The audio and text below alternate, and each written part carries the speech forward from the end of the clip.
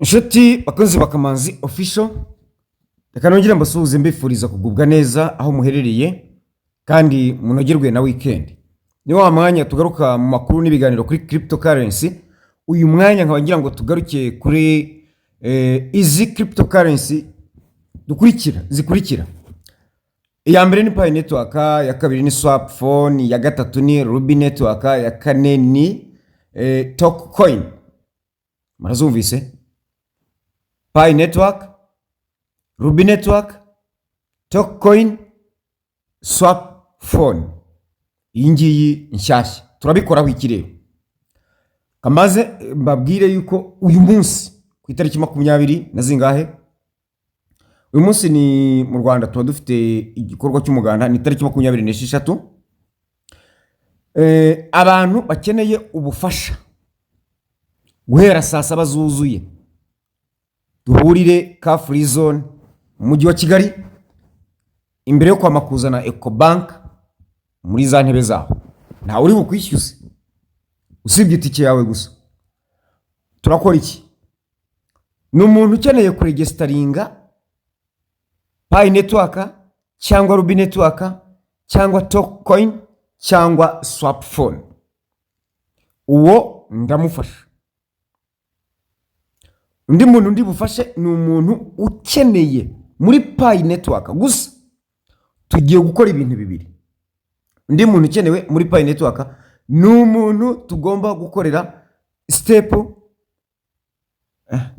reka mbereke. Kuri Pi Network ikibazo ufite icyo ari cyo cyose uzane ngufasha kugikemura. Aho ngaho ho reka nyire kuri Pi Network ni imari ikomeye rega buri kirarangiye. Ubwo turakora ibintu bitatu. Icyambere ni ukuregisteringa, kabiri ni ugusubizamo application yavuyemo cyangwa se ibyanze kwinjiramo neza tukabyinjizamo neza, gatatu ni ugukemura ikibazo icyo ari cyo cyose, kugufasha gukemura ikibazo icyo ari cyo cyose cya Pi Network gusa. Ibindi reka mbisubiremo. Application enye: Pi Network, Ruby Network, Tokecoin ndetse na Swapphone. Turazikoraho iki? Pi Network turaziregisteringa, abatararegisteringa bose muze mbashyire muri cap nta gutinda. Kabiri, turasubizamo izavuyemo. Hari abantu byavuyemo batazikongo barabisubizamo gute? Cyangwa tugakemura ikibazo icyo ari cyo cyose kiri muri Pi Network. Iyo tuvuze gukemura ikibazo, hari kitari bukemuka ariko tukandikira Pi kwa team. Mwabyumvise? Guhera saa 7 muri ka free zone imbere yo kwa Makuzana Ecobank mu mujyi wa Kigali. Itangazo ryanjye ndarirangije.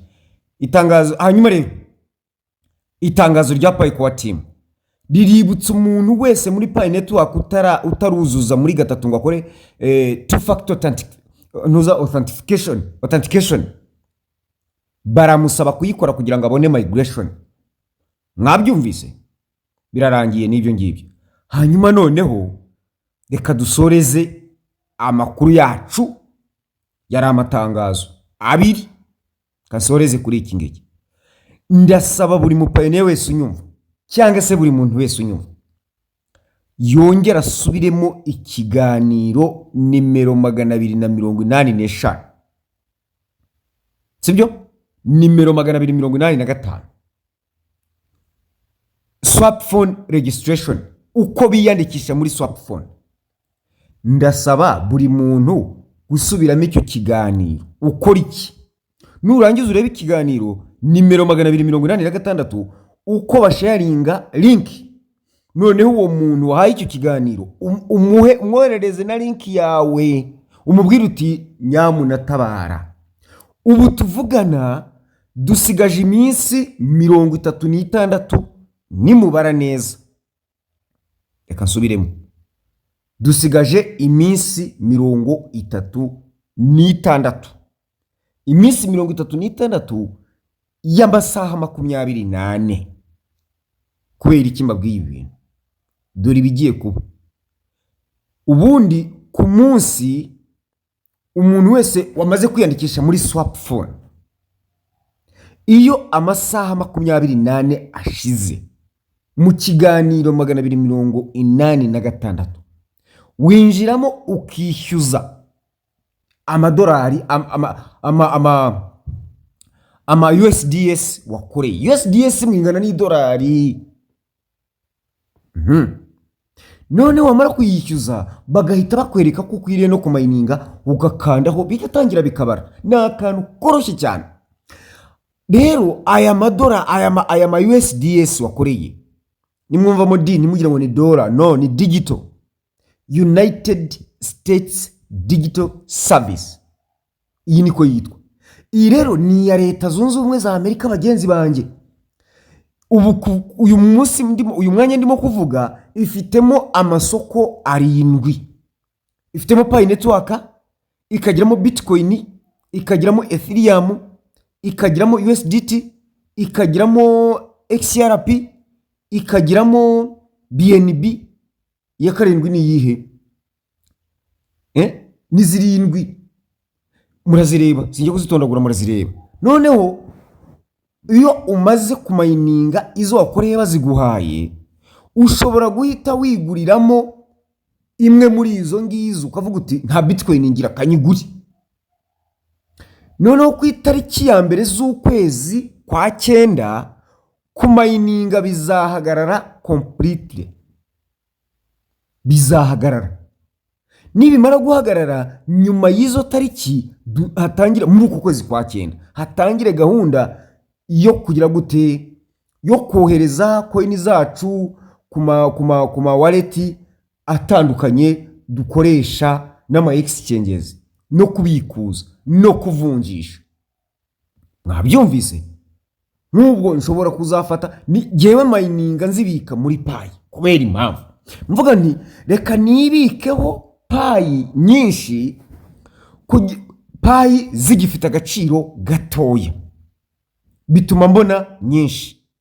Uyu mwanya Pi iri kuri 0 z'amadolari yo mu USDT 0.44, kandi umuntu umwe amayininga, nta muntu winjije, umayininga USDS 24.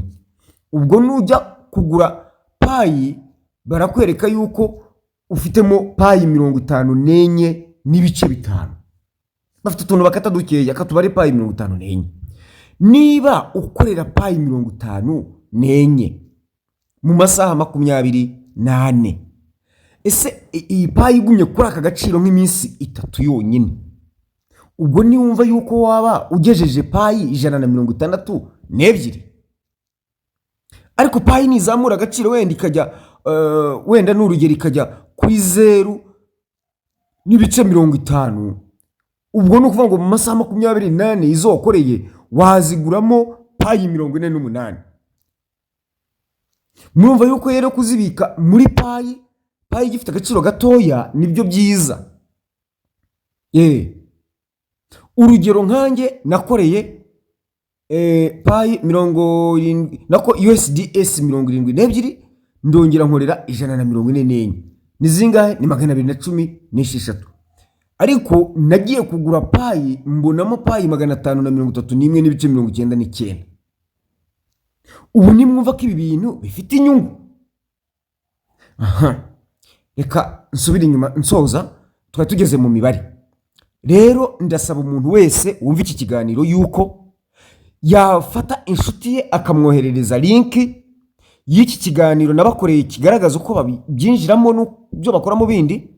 Ikiganiro nimero 285, ukamwoherereza na link yawe, urebe ikiganiro 286, urebe ukuntu wafata link yawe ukayimwoherereza, akaba ariyo anyuraho akaregisteringa yabanje gufata amakuru, akabona amawayiza, amabwiriza uko bikurikirana uko bikorwa n'ibintu byoroshye. Noneho akinjira nawe akazarya kuki kuri utu $. Mwirya mwenyine. Niyo mpamvu nanjye ubu nashyize hasi mfata itike yanjye kugira ngo ntange ubufasha. Nanjye n'inzozi zanjye gufasha. Reka rero mbikore ngifite ubwo buryo, kuko hari igihe ariko uzi kuzapfa wifuzaga gukora ikiza ntugikore, kandi warabonye ubushobozi. Abakristo nibo bafite ijambo rivuga ngo uzi gukora neza ntabikora bimubereye icyaha. Nge rero sindi umukristo ariko ndi umunyarwanda, ndi umuntu. Ineza si idini, si umunyedini runaka, ni ya buri muntu. Niba ihari reka tuyikoreshe, reka tuyisangire, nta kibazo. Nimureke dusangire ibi byiza bye kuducika, kuko ejo bizazamuka. Guhera ku itariki ya mbere, ubwo ku itariki ya mbere amasaha 24 yahariya muri Amerika harangirira. Ku itariki ya mbere niho hazarangirira. Kumayininga bizabihagaze. Nyakubahwa umukuru w'igihugu cyacu Paul Kagame niwe wigeze kuvuga ngo uwanga kwiga bizamwigisha.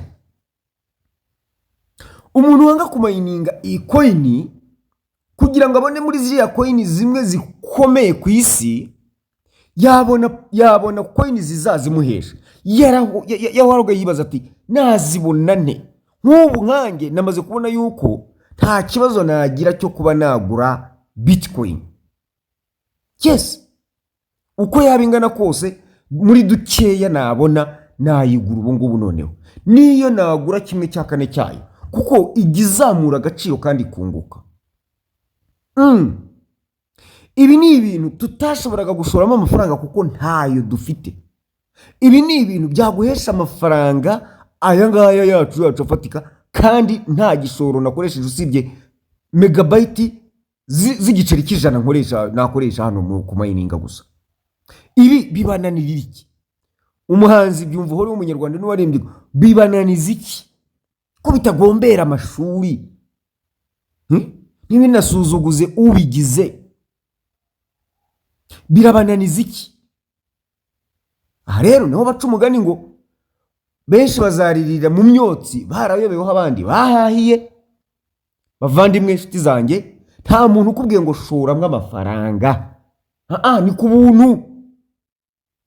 Mining coin USDS mbabaruye mining. Dore link nyishyira muri comment aho ngaho, nkanayishyira no muri description. Muri description iri munsi ya titre uriya mutwe w'inkuru mba nanditse urebamo hasi uhita uyibona, ugakanda ukinjira ukamayininga. Bantu bari Burundi, bantu bari muri Kongo, bari Uganda, bari Kenya, mu Bubiligi, muri Amerika na hehe, ni murebe iyo link mukore. Mureke dukorera isene z'igihari, dukorera amafaranga agihari. Mwikwishimira nka bya bindi ngo utumva imvune ngo bagerekaho amabuye. Kuki barinda bagerekaho amabuye? Kuki nk'ubu mbyuka saa 9 ngahera ruhande nkamayininga nkabona saa 12 zingereyeho. Ubu tuvugana ndimo kubabwira ubu ndi saa 12:20. Ubu ndimo kubabwira mu ijwi mwumva. Ubu ngeze saa 12:20. Mukanya mu minota nka 15 nibwo nari maze kumayininga. Saa 12 zuzuye ya nyuma nibwo nyimayininze. Hari nizo ntababwira kubera ndashakisha hana. Kari zabagora.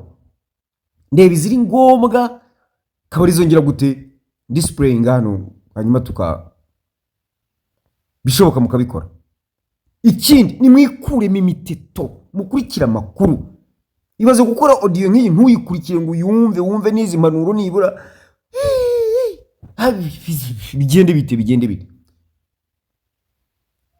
Bigende bite abantu buri hanze, muri DRC, abantu muri Burundi, abantu muri Zambia, abantu muri hanze y'u Rwanda tudashobora kubona nimbona nkubone, mumamagare kuri video call mbayobore mu registering smartphone.